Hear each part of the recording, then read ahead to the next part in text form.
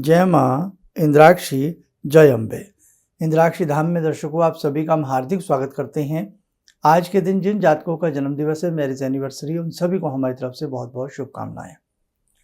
आज हम बात करने वाले हैं उन माता पिता के लिए जो बच्चों का इंतज़ार करते करते थक जाते हैं और बच्चे वापस नहीं आते हैं। मतलब सारी ज़िंदगी उनको पढ़ाने में, लिखाने में, उन्हें काबिल बनाने में माता पिता की निकल जाती है, और जब उनके पंख निकल आते हैं ना, वो एक ऐसी उड़ान भरते हैं, वो वापस नहीं आते हैं।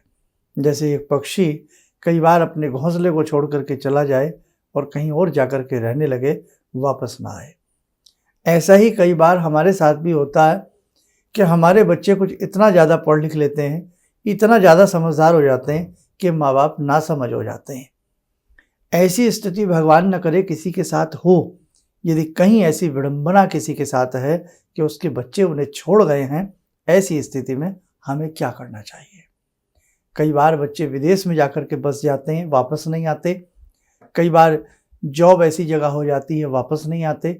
बहुत सारे कारण बन जाते हैं। आइए आज इन कारणों की भी बात करेंगे और निवारण की भी बात करेंगे। पहले आज का हम पंचांग देखें। 13 जून सन 2023, दिन मंगलवार, संवत 2080, आषाढ़ मास, कृष्ण पक्ष, तिथि आज दशमी है, नक्षत्र रेवती, राहु काल 3 से 4:30, दिशा सूर्य उत्तर दिशा। बड़ी वेदना होती है, बड़ी मन में रुदन वाली स्थिति होती है। जिन बच्चों के लिए हमने जीवन, अपना सारा जीवन उनको दे डाला। 2 बच्चे जिसके पास हैं, एक बच्चा जिसके पास है, बेटी हो या बेटा हो, या जितने भी बच्चे जिसके पास हैं, माँ बाप की पूरी ज़िंदगी उनके चारों तरफ उनका सुख दुख सोचते सोचते निकल जाती है। पढ़ाने में निकलती है, पालने में निकलती है, पोसने में निकलती है। यहाँ तक कि माता पिता अपनी शुद्ध बुद्ध खो देते हैं। जो बच्चों को प्रिय होता है, माँ बाप वही चीज़ें घर में लाते हैं और वही रसोई घर में बनती है। अपना शौक़, अपना मन एक माँ एक तरफ रख देती है कि जो मेरे बेटे को पसंद है आज वो बनेगा, जो मेरे बेटे को, बेटी को पसंद है आज वो उसके पिताजी, उसके पापा बाज़ार से लाएंगे। है ना? ऐसा ही होता है ना? ऐसा ही होता है। अब ऐसा इतना प्यार क्यों? होना भी चाहिए, ममतत्व जागना भी चाहिए, पिता का प्यार होना भी चाहिए। लेकिन इतना सब कुछ लाड़ दुलार होने के बावजूद भी बच्चे माँ बाप को कई बार धुतकार देते हैं। यहाँ तक कि भी ऐसी उदाहरण हैं कि बच्चे अपना फ़ोन नंबर भी ब्लॉक कर लेते हैं। माता पिता ये भी नहीं मालूम है आज उनके बच्चे कहाँ हैं, कैसे रह रहे हैं, क्या खा रहे हैं, किसके संग रह रहे हैं, कुछ भी नहीं पता होता।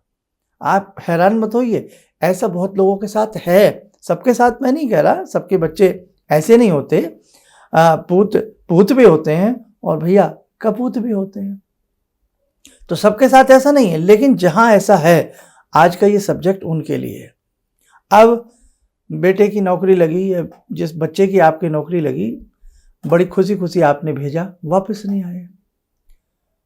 और कई बार तो यहाँ तक की स्थिति हो जाती है, यहाँ तक का दृश्य हो जाता है, वो शादी कर लेते हैं, बताते भी नहीं हैं। माता पिता को शक होता रहता है कुछ तो है, वहाँ जाने की अथॉरिटी भी नहीं होती माता पिता को, वहाँ रह भी नहीं सकते माता पिता जाकर के, अरे नहीं पापा ये है वो है, नहीं, इतने सारे बहाने। माँ बाप बेचारे उस समय वास्तव में बुद्धू बन जाते हैं। एक बेटा माँ को जब ये कहने लगे कि आप अनपढ़ हैं, उस माँ को, कि जब उस बेटे को पढ़ना भी नहीं आता था, लिखना भी नहीं आता था, वही अनपढ़ माँ उस बच्चे का बस्ता लगा देती थी। स्कूल जाने की एक एक कॉपी किताब पूरे हिसाब से लगा देती थी। पढ़ी लिखी नहीं है, मैं एक एग्जाम्पल दे रहा हूँ, फिर भी। और वो माँ बाद में अनपढ़ हो जाती है। जिस माँ ने तुम्हें पढ़ना सिखाया, जिस माँ ने तुम्हें चलना सिखाया, खाना सिखाया, बोलना सिखाया, और जिस पिता ने तुम्हें दुनिया दी, वंश दिया अपना, आज वो कुछ भी नहीं है। तो पाश्चात्य रंग कई बार बच्चों के ऊपर चढ़ जाता है, संगत का रंग भी बच्चों के ऊपर चढ़ जाता है। इसलिए संगति बहुत अच्छी होनी चाहिए। कुसंग का जबर बहुत भयानक होता है। ये बिल्कुल सही लिखा है, कुसंग का जबर, कुसंगति का जबर। इसलिए जब हम बच्चों को पढ़ाएं लिखाएं, अपनी पैनी निगाह, सबसे पहला दायित्व तो कई बार हम भूल जाते हैं, नहीं हमारा बच्चा तो ऐसा नहीं है, हमारा बच्चा तो ऐसा नहीं है। ये रट भी हम लोग बहुत ज़्यादा लगाते हैं और ये रट कई बार हमारे ऊपर घातक सिद्ध होती है। मम्मा हम 4 दिन के लिए टूर पे जा रहे हैं, जाए, बहुत खुशी खुशी बच्चों को हम भेज देते हैं। भेजिए, अच्छी बात है, लेकिन निगाह तो रखिए कि बच्चे किस टूर पे जा रहे हैं। हर तरह की निगाह, बच्चा कोमल होता है, हर तरह की निगाह, खास तौर से 8th 7th के बाद, 9th के बाद और अप टू उसके कॉलेज तक पूरी निगाह बच्चे के ऊपर जिस माँ बाप ने नहीं रखी, रखना छोड़ दिया, अंधा विश्वास कर लिया, तो कई बार वो विश्वास टूट भी जाता है। मेरी बात का कृपया बुरा मत मानिएगा, लेकिन सब्जेक्ट है, बात बतानी पड़ती है। तो ये चीज़ भी हम लोगों को ध्यान रखना चाहिए। तो कुसंग का जबर बड़ा भयानक होता है। कुसंगति अगर किसी को घेर ले, आप कितनी भी ना करिए, हमारा बच्चा तो ऐसा नहीं है, बच्चा कितना भी कहे अरे मम्मा ऐसा नहीं हो सकता, लेकिन भैया संगति का असर, संगति की रंगति जरूर चढ़ती है, ऐसा हो ही नहीं सकता। आप ये ध्यान रखें। आगे हम बढ़ते हैं। अगर माता पिता की कुंडली का पंचम भाव अशुभ है, कुंडली का पंचम भाव, पंचम भाव किसको कहते हैं? आइए देखें, ये कुंडली देखें। इस कुंडली में ये जहाँ तीर का निशान है, एरो का निशान है, ये कुंडली का पंचम भाव है। अगर इस पंचम भाव में अशुभ ग्रह की स्थिति बनी हो, अलर्ट हो जाएं, सावधान हो जाएं, ध्यान से देख लें इस पंचम भाव को, ठीक है। ये पंचम भाव होता है। पंचम भाव किसका होता है? संतान का होता है। पंचम भाव पेट का भी होता है, बुद्धि का भी होता है, लेकिन संतान का भी होता है। तो पंचम भाव की स्थिति को अच्छे से जांचें। और एक आपका भाग्य भाव, भाग्य भाव भी देखना जरूरी है। और द्वितीय भाव, वो कौन से होते हैं वो भी बताता हूं। देखें, इस कुंडली में जहां दूसरे घर में तीर का निशान है, ये द्वितीय भाव है। इसी कुंडली में जहां भाग्य भाव है, ये नवम भाव, ये भाग्य भाव कहलाता है। 3 भाव कुंडली के, दोबारा सुन लीजिए, द्वितीय, तीर का निशान आ रहा है, द्वितीय भाव देखना जरूरी है, पंचम भाव देखना जरूरी है, और भाग्य भाव, आपका भाग्य कैसा है। ये 3 भाव कुंडली में है। अगर संतान हाथ से निकले या पता ही ना लगे कहाँ है, या इज्जत करना छोड़ दे, या हमें बीच में ही छोड़ करके चली जाए, 3 भावों को कसिए, उन 3 भावों से संबंधित कारक ग्रहों के उपाय करिए। आपके बच्चे सन्मार्ग की तरफ आएंगे, आपकी खैर खबर लेंगे। अब ये स्थिति भी बहुत लोगों के साथ नहीं होती।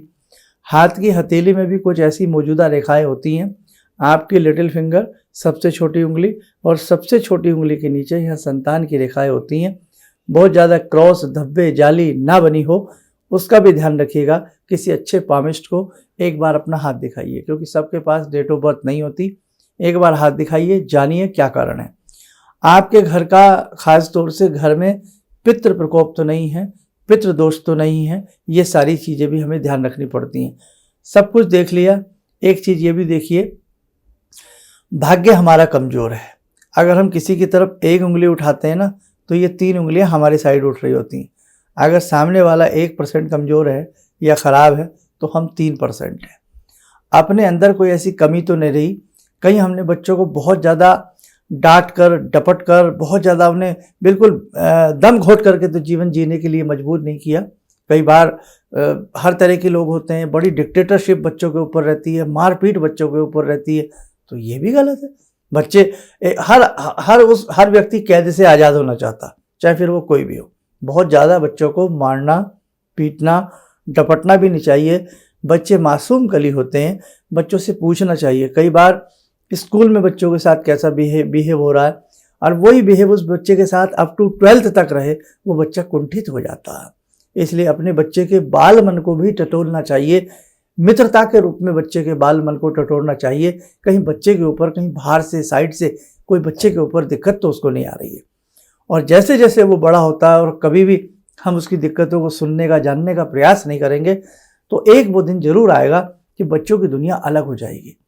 हमसे प्यार नहीं मिल रहा बच्चे को, हमारी बाहर की दुनिया से बच्चे को प्यार नहीं मिल रहा, और जैसे जैसे वो संतान आपकी बड़ी होगी, जहाँ से उसे प्यार मिलेगा वो उसी तरफ डाइवर्ट हो जाएगा, जहाँ से भी उसे प्यार मिलेगा। और वो कई बार बच्चे कसम खा लेते हैं, हम घर वापस नहीं आएंगे। तो कमियां हमारी भी रहती हैं। हर तरह का अध्ययन हमें करना होगा, और जब भगवान से हम प्रार्थना करें, हे प्रभु हमसे जो गलती हुई है हमें आप क्षमा करना। अब आइए, कारण तो मैंने कई बताए आपको, अब निवारण की बात करते हैं। हर अमावस्या कोशिश करें 3 अमावस्या या 5 अमावस्या अपने घर में पितृ यज्ञ कराएं। जिसके पितृ प्रसन्न हो जाते हैं उसके देव प्रसन्न हो जाते हैं। आप इन चीज़ों को माने ना माने, लेकिन भारतीय रचना के हिसाब से, सनातन धर्म के हिसाब से ये सारी बातें होती हैं। तो आप अपने घर में 5 बार पितृ यज्ञ कराएं, और अमावस्या के दिन ही एक खोपा ले लें, उसमें कसार भर दें, आटा भून करके, चीनी, बूरा, शक्कर आदि, किशमिश आदि डाल करके गोला को ऊपर से काट करके भर दें, बाद में रख दें, ऊपर धागा बांध करके कहीं ज़मीन में से जंगल में दबाएं, 1 फीट गहरे गड्ढे के अंदर। चींटियों का ऊपर से मिट्टी विट्टी ढाप दें, चींटियों का ये 1 वर्ष का भोजन हो जाता है। तो 5 अमावस्या ऐसा भी करें, और ऊपर से 5 अमावस्या पितृ यज्ञ कराएं। और एक मंत्र हम आपको बता रहे हैं, उसका ध्यान से सुन लें आप। हमने पहले भी ये मंत्र बताया है आपको, और फिर दोबारा से बता रहे हैं। एक तो गायत्री मंत्र की 3 माला या 5 माला आप रोज करें, पिता करे या माँ करे, 5 माला गायत्री मंत्र की करें। पुराने से पुराने जन्म के जो हमारे ऊपर मैल जमा होते हैं, हमारा प्रारब्ध जो कमज़ोर होता है, वो गायत्री मंत्र से कपड़े की तरह धुल जाता है। तो गायत्री मंत्र की 5 माला 6 माह तक करनी है। और किसी भी हनुमान जी के मंदिर में जाकर के आपने हनुमान जी की अगर परिक्रमाएं हो सकती हैं, तो आप कम से कम 3 महीने तक हनुमान जी की प्रतिदिन जाकर के 41 परिक्रमाएं करें, या 108 परिक्रमाएं करें तो अति उत्तम। 3 माह 108 परिक्रमाएं करें। और जब परिक्रमाएं हनुमान जी की कर रहे हों तो आपको क्या बोलना है? ओम राम रामाय नमः, ओम राम रामाय नमः, ओम राम रामाय नमः, ओम राम रामाय नमः। पहले मंदिर जावें, हनुमान जी को फूल धूप आदि अर्पण करें। संध्या के समय आपको करना है, और 108 परिक्रमा करते समय यही मंत्र आपको बोलना है, ओम राम रामाय नमः। फिर हनुमान जी के चरणों में जब 108 परिक्रमाएं हो जाएं, बैठें और प्रार्थना करें, हे बाबा आपकी कृपा से हमारा पुत्र या जो हमारी संतान है वो हमसे प्रेम करे, और वो वापस आए, और हमारा सानिध्य उसे प्राप्त हो। हम उसे गले से लगाने के लिए तरस रहे हैं। सीता मैया की खोज में हनुमान जी ने कितना, आप सब जानते हैं, कहना नहीं चाहिए। तो ऐसे ही आपके बच्चों की खोज भी बाबा जरूर करेंगे। तो आप, ये उनके लिए भी है जिनके बच्चे गुम हो जाते हैं, जिनके बच्चे चले जाते हैं, जिनके बच्चे मिल नहीं पाते हैं, संशात्मक स्थिति उत्पन्न हो जाती है कि बच्चे हैं या नहीं, है ना। और उनके लिए भी है जिनके बच्चे पता है कि कहाँ हैं, फ़ोन पे बात होती है लेकिन रूडली होती है, असभ्यता के साथ होती है, बच्चे कहना मानने को तैयार नहीं, तो उनके लिए भी 3 माह 108 परिक्रमाएं, नॉनवेज का सेवन नहीं करेंगे, बड़े ही अच्छे तरीके से इस उपाय को करेंगे। और तीसरा मंत्र जो अक्सर आपको मैंने बताया है, ज्ञानी नाम अपि चेतांसी देवी भगवती ही सा बलादकृष्य मोहाय महामाया पृच्छति। स्क्रीन के ऊपर देखिए, ज्ञानी नाम, ओम लगा सकते हैं, लगाना चाहें तो ओम ज्ञानी नाम अपि चेतांसी देवी भगवती ही सा बलादकृष्य मोहाय महामाया पृच्छति। इस मंत्र की 3 माला सुबह या शाम के समय प्रतिदिन करें, और इस मंत्र को जपा जप बना ले, मतलब चलते फिरते उठते बैठते इसी मंत्र को जपिए। ओम ज्ञानी नाम अपि चेतांसी देवी, हे भगवती आप बड़े बड़े ज्ञानियों के, ध्यानियों के चेत को आकर्षित कर लेती हो, खींच लाती हो, बलाद जबरन उसमें आप मोह पैदा कर सकती हो। हे भगवती मेरी संतान जहाँ भी हैं उनका मोह मेरे अंदर जगा दीजिए, उनका मोह मेरे अंदर जागृत कर दीजिए। ऐसी भावना के साथ इस मंत्र को हम चलते फिरते पढ़ें, उठते बैठते पढ़ें, और 3 माला ना हो तो 1 माला इस मंत्र की अवश्य करें 4-6 महीने तक। भगवती की कृपा, जगदम्बा की कृपा जरूर बरसेगी। और हर मंगलवार प्रयास करें, भगवती को धूप दीप फल फूल आदि चढ़ाते रहें। आप करिए, मैं आपको विश्वास नहीं, बहुत बड़ा विश्वास से कह रहा हूं, आप सुखी हो जाएंगे, आपकी आंखों में आंसू आ जाएंगे। जब आपकी संतान आपसे आपको मिलेगी ना, आप हमें याद करेंगे, है ना। तो इसीलिए आप इसे करिए, बहुत अच्छा उपाय है। और भाई बिल्कुल ही स्थिति कोई समझ में ना आए तो कोई भी आपके आसपास कोई मर्मज्ञ विद्वान व्यक्ति हो तो एक बार अपनी कुंडली या उन्हें हाथ वगैरह दिखा लीजिए। बच्चों की कुंडली हो तो उनकी कुंडली भी दिखा सकते हैं, आखिरकार क्या है उनकी कुंडली में ऐसा। आइए जुड़ते हैं जगजननी भगवती से। भगवती माँ आप सभी का कल्याण करें। ॐ सिन्दूरारुणविग्रहां त्रिनयनां माणिक्यमूलस्फुरात् स्तारानायकशेखरं स्मितमुखी वापेन वक्षोरुवां पाणिभ्यामलपूर्णरत्नचषकां रत्नोत्परां बिभ्रति सौम्यां रत्नघटस्थरक्तचरणां ध्यायेत् पराम् अम्बिकां खड्गं चक्रगदेषु चापपरिगान् शूलम्बुशुण्डिं शिरा शङ्खं संदधतीं करे स्त्रीनयनां सर्वाङ्गभूषावृतां नीलासमद्युतिमास्य पाददशकां सेवे महाकालिकां यामास्तो स्वपितैहरो कमलजो हन्तुं मधुं कैटवं विद्युद्दामसमप्रभां मृगपते स्कन्दस्थितां भीषणां कन्या विहकरवालखेटविलसा धस्ताविरासेवितां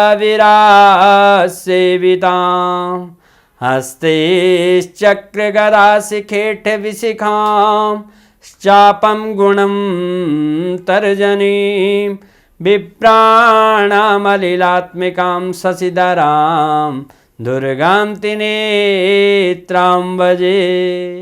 कवच बना लें, ध्यान करें, भगवती का शुभ आशीष हम सबके ऊपर बरस रहा है।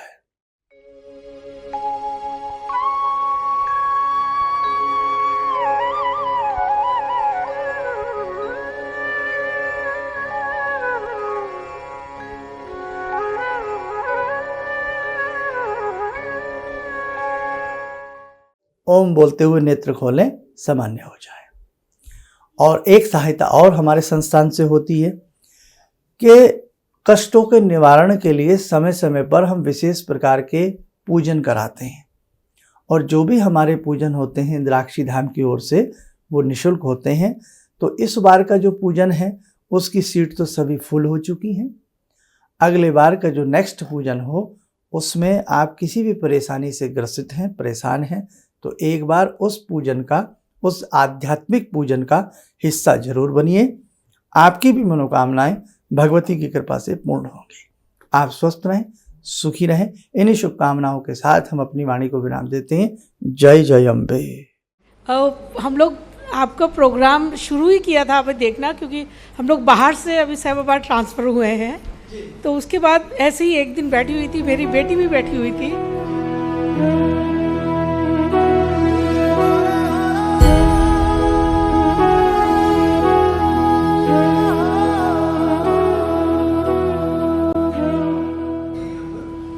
उस टाइम उसके बाद जॉब नहीं थी। थोड़ा टाइम उसने जॉब छोड़ी। मैंने एकदम से बोला उसको कि तुम ये लगाओ फ़ोन, और पहली बार ही में ही उसका आपके साथ फ़ोन लग गया।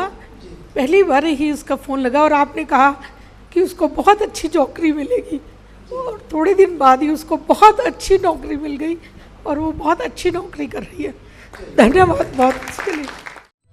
किसी भी समस्या के समाधान के लिए मिले प्रसिद्ध हस्तरेखा एवं वास्तु विशेषज्ञ प्रोफेसर धर्मेंद्र शर्मा जी से। नोट: शिविर में भाग लेने हेतु एवं व्यक्तिगत रूप से मिलने के लिए कॉल करने का समय सुबह 10 बजे से शाम 6 बजे तक। हमारे विभिन्न ज्ञानवर्धक कार्यक्रम देखने के लिए आप हमें अभी सब्सक्राइब करें, बेल आइकन को प्रेस करें ताकि आप देख सकें हमारा कार्यक्रम सबसे पहले।